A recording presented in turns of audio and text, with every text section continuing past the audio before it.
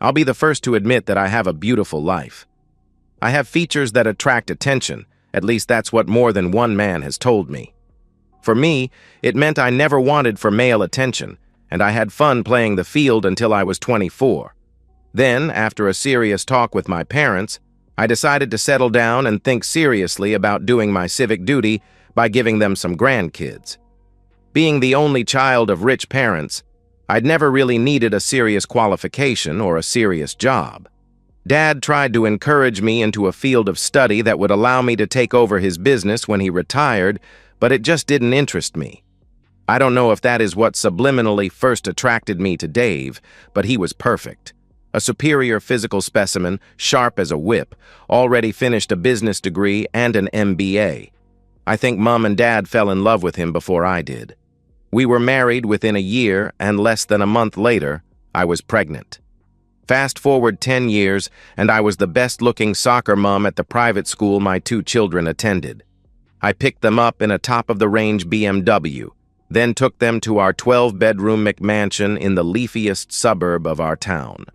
Dave, or the 15-year-old high school girl that lived next door, looked after them 2 or 3 nights a week when I went off to my job as chairperson or board member of this or that church or charity organization. On the weekends, I normally went shopping with some friends on Saturday, while Mom looked after the kids and Dave played 18 holes with Dad. On Sunday mornings, Dave and I took the kids to church. I'm not particularly a believer, but at our social level, it's kind of expected, you know. We sat in the pew that Granddad had sponsored after he made his first fortune.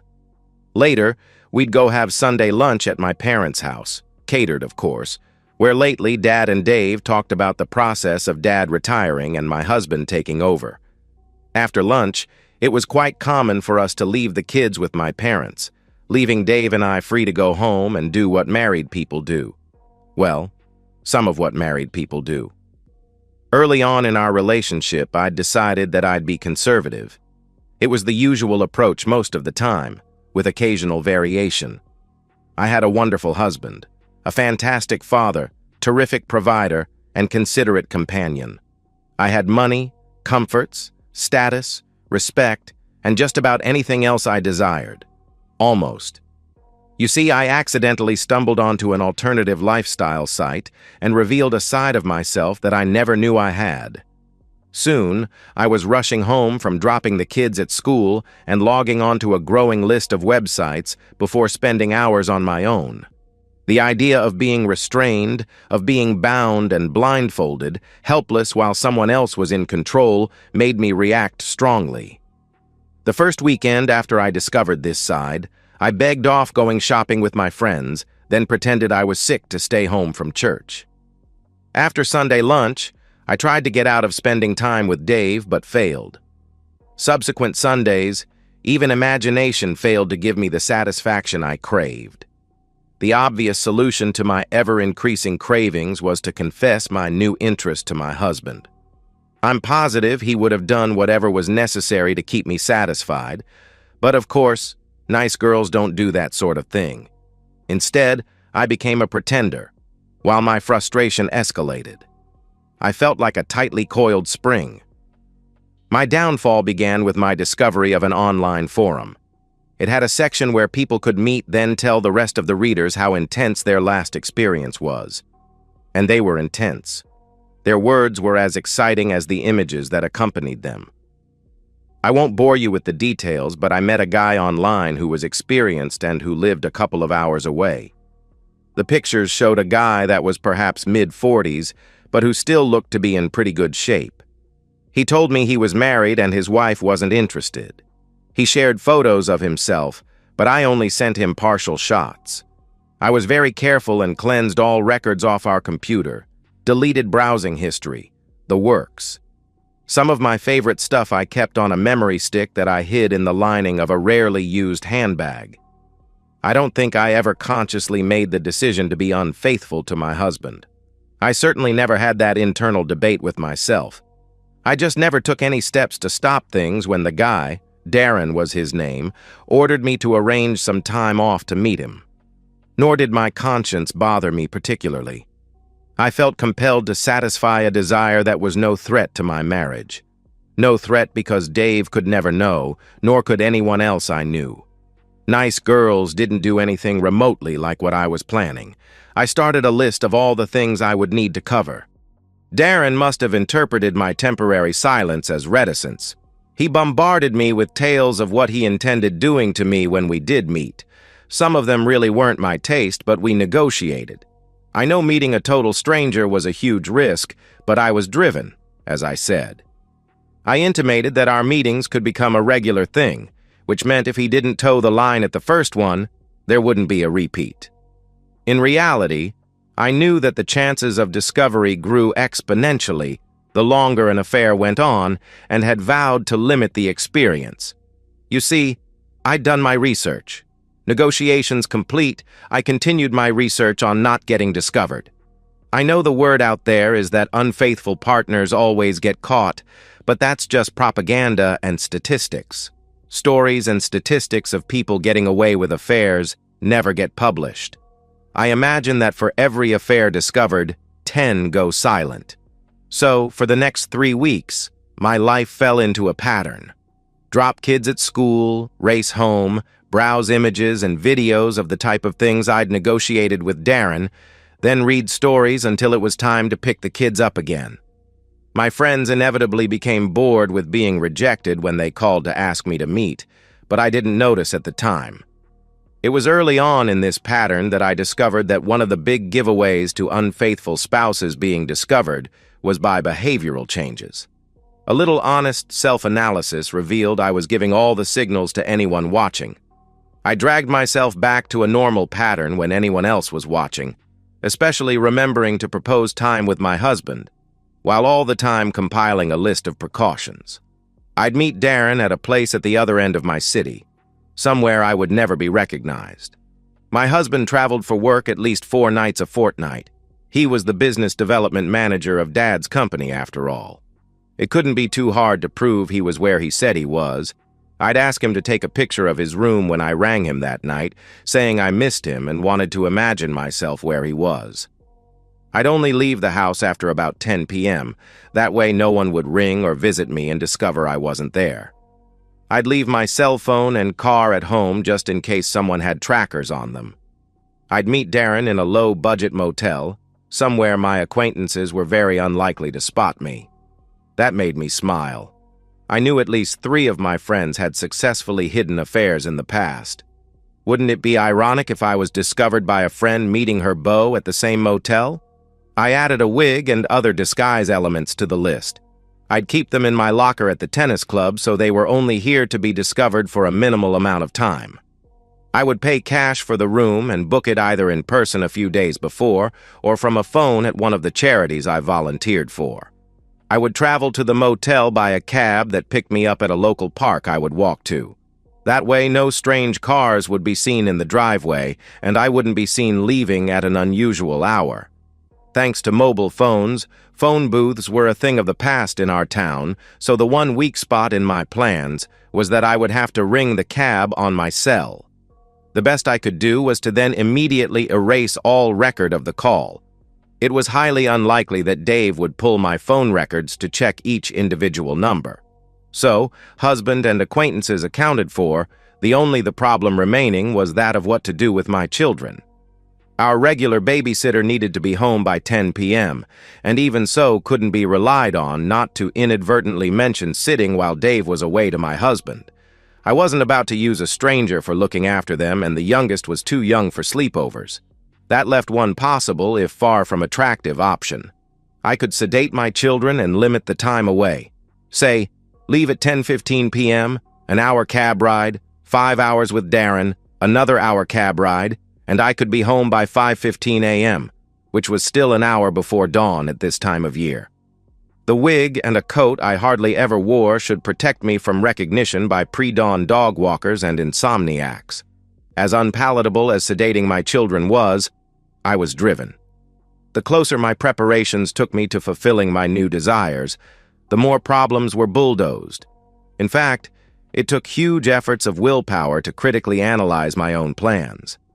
I experimented with different over-the-counter sleeping pills, all listed as safe for young children, and found doses that forced me to wake them when it was time to get up for school.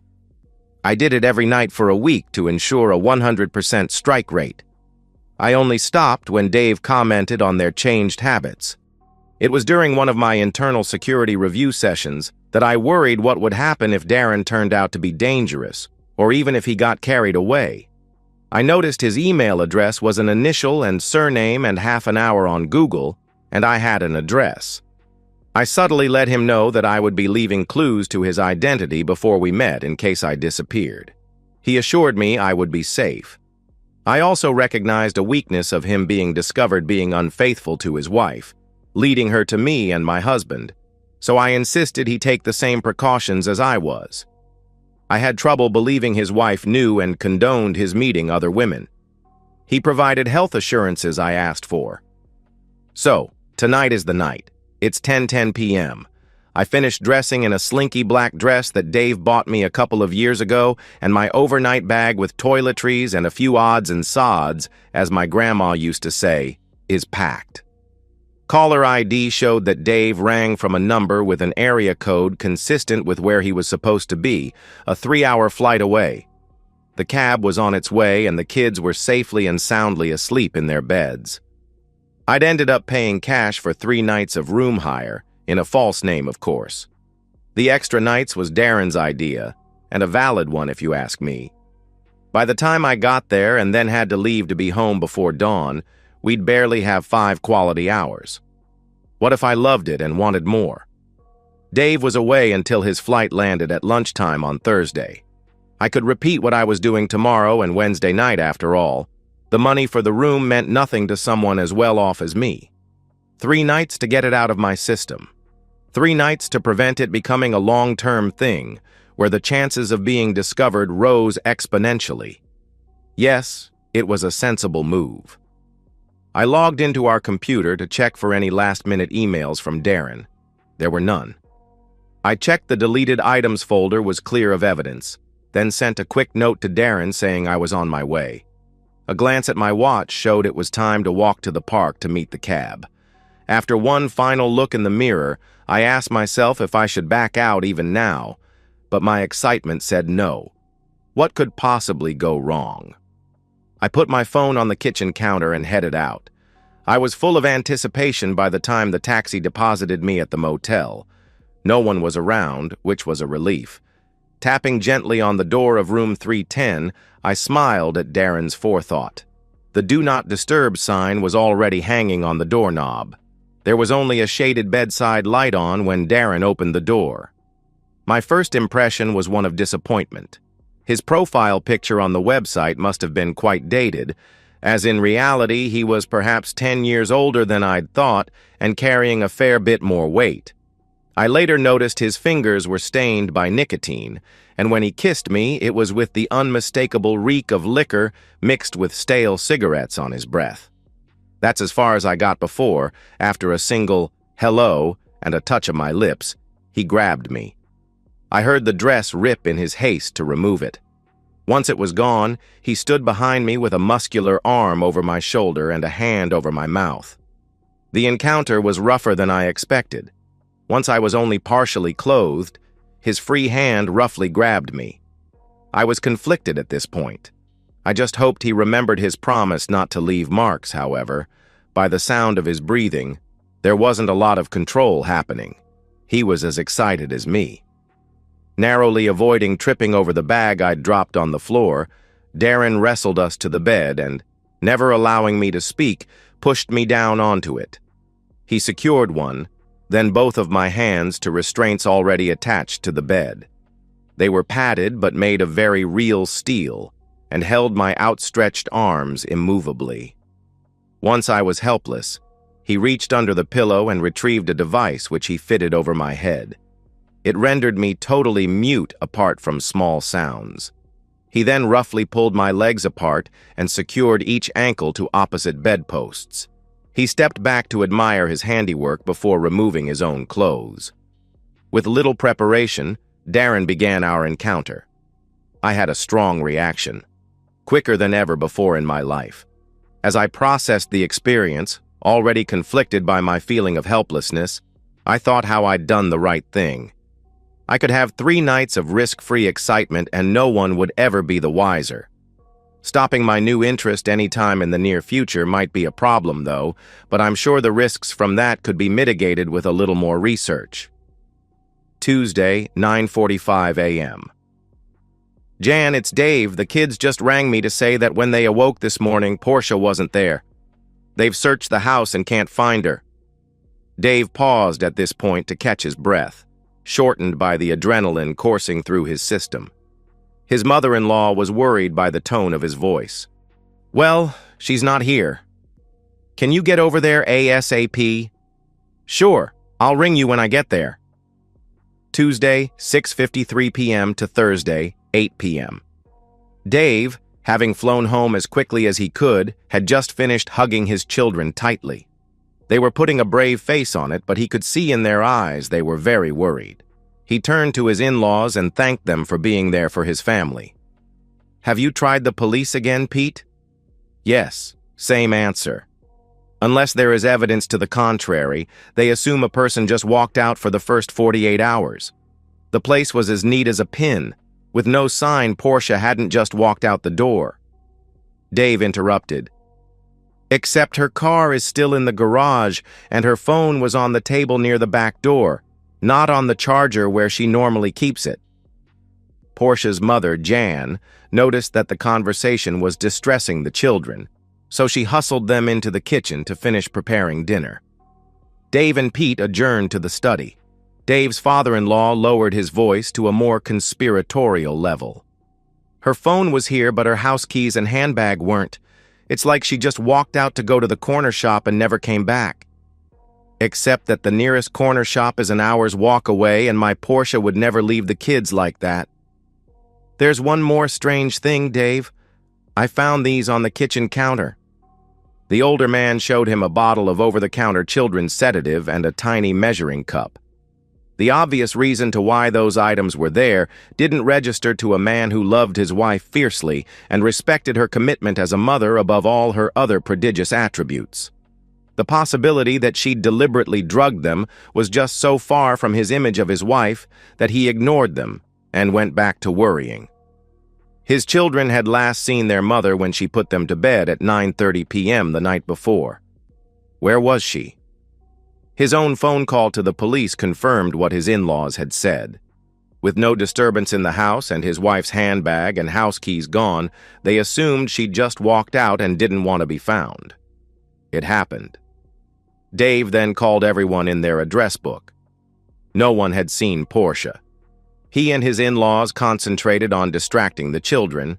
Nevertheless, sleep was hard to come by for everyone in the household that night.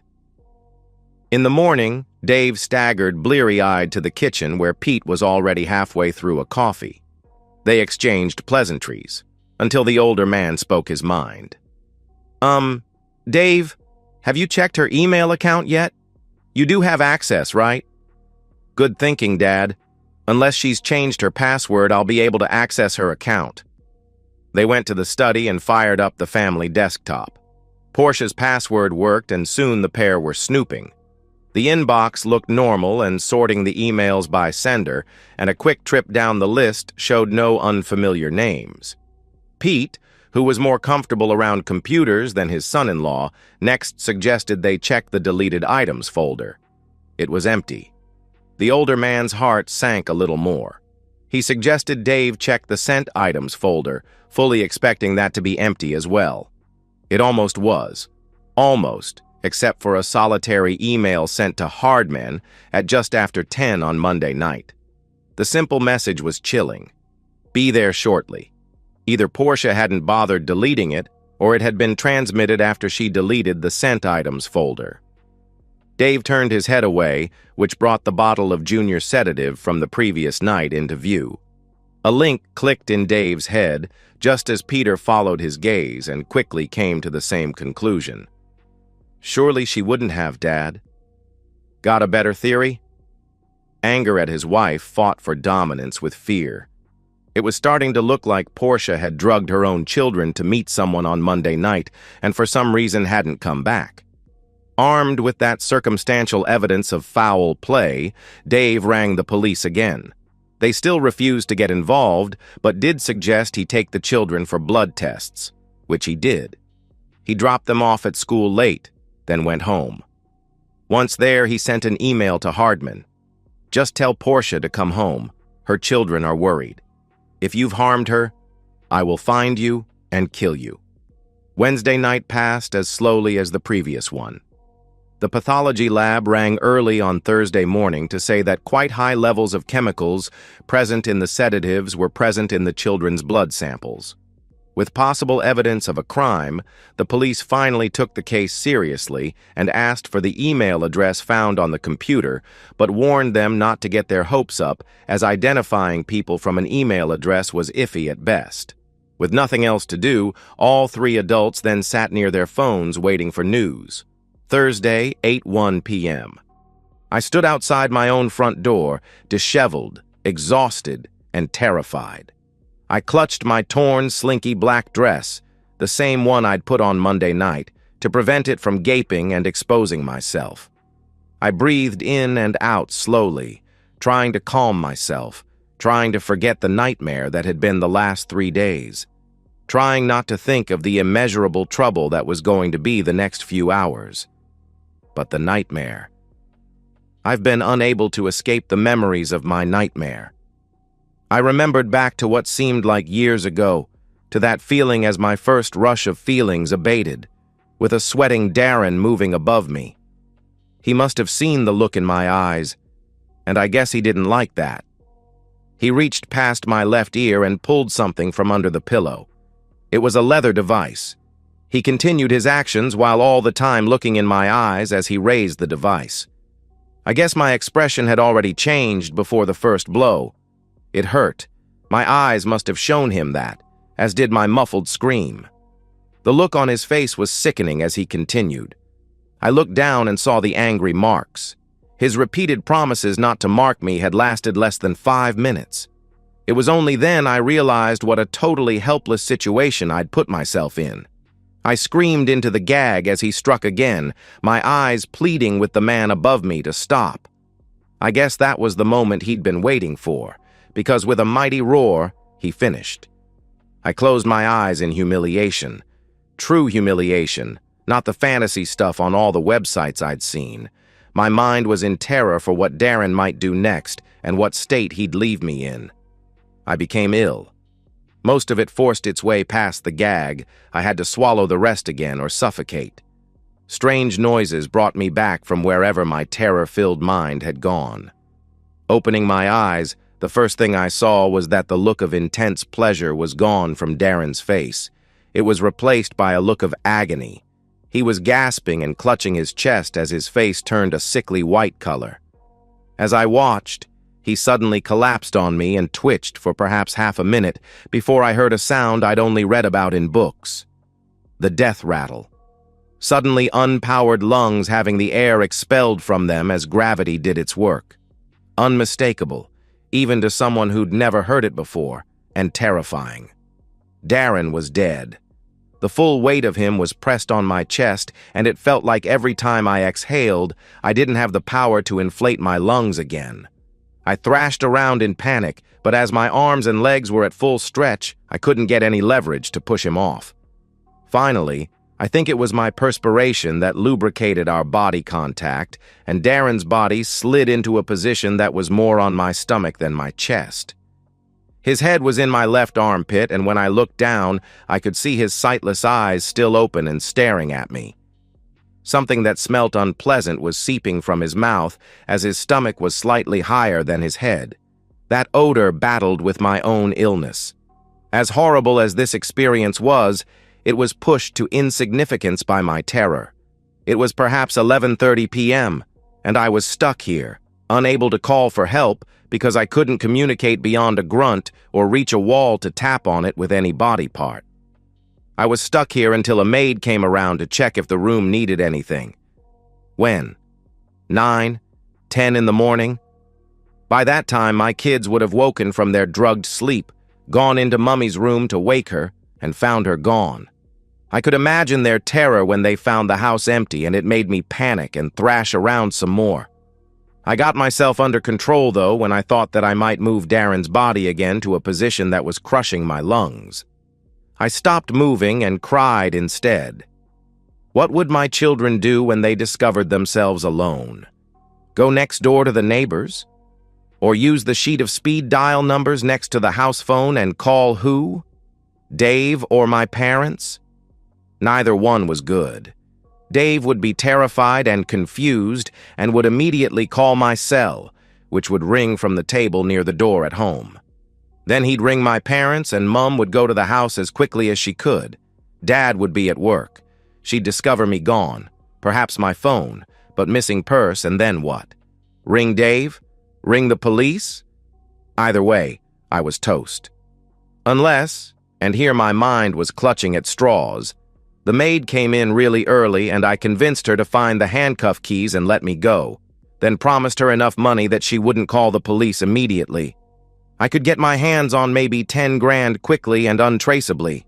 I could rush home as quickly as possible, hopefully wake my kids, apologize for sleeping in and take them to school.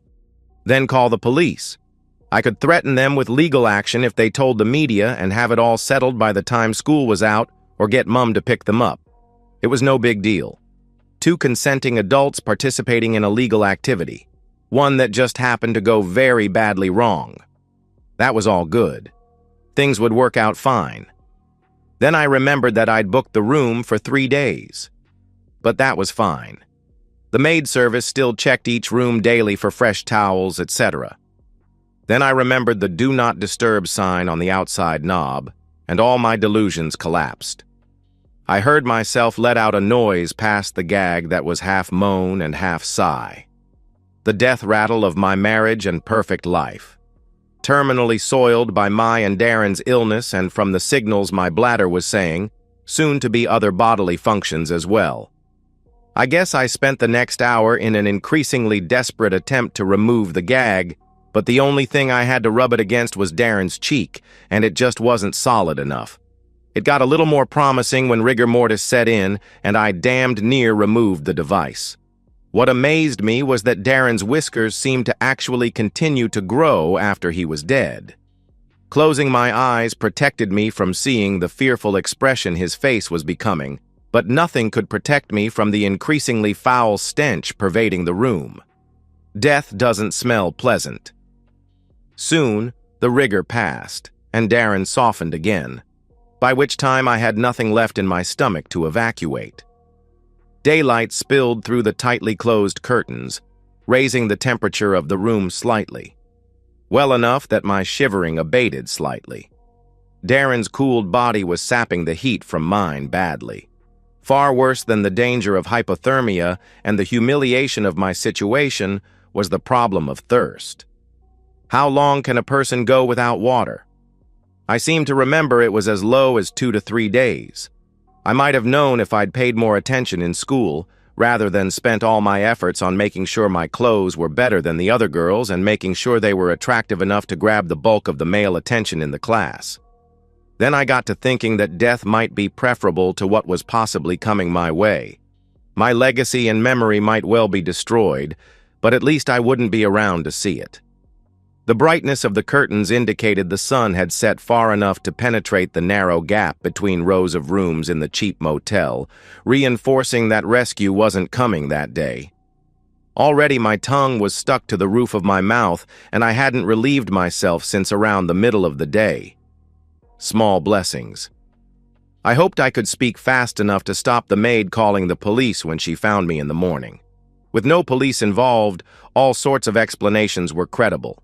As the night wore on, though, even I recognized some of them as fanciful delusions brought on by utter desperation and thirst. I think my last conscious thought before a crippling headache and delirium consumed me was a simple one. I'm ruined. Hero mother to zero with one stupid decision. I never met the maid who found me, although I dearly would like to one day when I'm armed with something. My first memory was of being jolted on a gurney as they put me in the ambulance. I was attached to one of those devices that drips fluids into you. The medical staff had obviously recognized my extreme dehydration and started me on fluids. They'd also stuffed my handbag beside me. My next memory was of being wheeled into the hospital and someone trying to take my bag away. I clung to it like grim death. I would contact my family when I was ready and had half a chance of defending a credible story. Until then, I was going to remain anonymous. With heat packs and the IV, then small sips of water, I physically recovered enough by the afternoon to start thinking lucidly again. Planning was interrupted when the police interviewed me. I stuck to the truth and reminded them about their duty of discretion, threatening them with legal action personally if the media found out about my story. The sergeant gave me a look as he left, which seemed to be a confusing mix of amusement and pity. I had a credible story by mid-afternoon, but I won't bore you with it. Much of it hinged on my family being so relieved by my sudden reappearance that they wouldn't ask too many searching questions. The staff doctor finally released me during his evening rounds just before 7 p.m., and I quickly donned my torn dress. I asked the nurse on the way out if there were any clothes shops nearby open at this time of night, and received an abrupt and rather cold no. She did deign to call me a cab, though, and I sat in the hospital entrance waiting for it, quietly confident, despite my apparel. There was a television in the reception area, tuned to the 7 o'clock news, and it ended my confidence and my life. The top story was all about little old me. There were photos of me lying on the motel bed under a dead Darren, obviously taken by the maid and sold to the media. My face was blacked out, I suppose, for legal reasons. It was a scene under the control of the coroner, after all. No such courtesy was afforded by the television cameras, though. How they'd beaten the ambulance leaving, I'll never know, but they had. My face was clearly recognizable as the gurney was trundled up to the ambulance. They even showed one of the handcuffs still attached to my wrists. I collapsed mentally and must have been almost carried to the taxi when it arrived. Who gave the driver my address is a mystery, but the next memory I have is of standing right here, right now, facing the door out to the execution yard, devoid of hope or even the will to fight. Monday, 11 a.m. Any delusions I may have harbored lasted about 300 milliseconds after my husband opened the door. Over his shoulder, I could see the television, and it was tuned to the station I'd so recently seen myself on. He looked deep into my eyes with an eyebrow raised in question. This was it. My moment of truth. My opportunity to say I was kidnapped, handcuffed to a bed, and mistreated for 3 days. That I was worthy of his pity, not his contempt. Then I looked at my phone, still on the table next to the door, the handbag in my hand, then down at what I was wearing. Any fight left in me drained away with that last glance. I sank to my knees in shame and defeat. Dave didn't have to say a word. As if that wasn't enough, I heard a high-pitched voice ask from somewhere behind him. "Really, Portia? Drugging your own children?" It was my own mother's voice. If my mother was sure enough to condemn me, I knew I would be well and truly written off in my father's eyes. He loved Dave, as the son he never had, almost as much as he did me. I don't know how long it was after the door slammed in my face that I heard a voice behind me, asking me to confirm my name. It was the police. I was arrested, cuffed, taken to the station, and charged. When presented with the evidence of my fingerprints on the bottle of sedatives, my absence from the family home, and blood tests from the children, I saw no point in denying anything. The media went into a frenzy, of course. High-profile mother drugging her children so she could attend a meeting with her companion, and not just any sort of companion, her controller. And then said companion passing away while she's tied to the bed and is trapped for 3 days. The alternative lifestyle angle just added fuel to the flame. I challenge you to write a more emotive story. After 4 nights in custody, when it became obvious that no one was going to post bail, the state released me on my own recognizance. Someone must have tipped off the media as they were all waiting for me outside the facility, and it was the longest walk of my life until they finally gave up on me. I reviewed my options when my feet took me to the main street of town. Did I say 0 to 0 before? I meant 0 to negative several million. My shallow society friends would never have anything to do with me ever again, or risk being smeared with my disgrace. My children were old enough to understand I'd risked and betrayed them in just about the worst way a mother can. Besides, they had a doting dad and 2 close grandparents. They didn't need me. If I stuck around, I'd be treated poorly until the memory of my behavior faded, then just shunned until I died. I looked in my purse to see how much cash I had. Less than $200. I spied a cash machine across the street and decided to see if any of my cards still worked.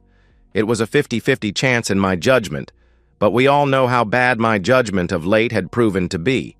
If any of my cards worked, I would turn left toward the bus station. If they didn't, I would turn right, toward the bridge over the long drop to the river. I pushed the first card in and held my breath. And that's the end of today's story. If you enjoyed it, please give this video a thumbs up and drop a comment below. Your support helps the algorithm push my content further. If you're new to the channel, don't forget to hit that subscribe button. It really helps me keep creating more stories for you. Thanks for watching, and I'll see you in the next one.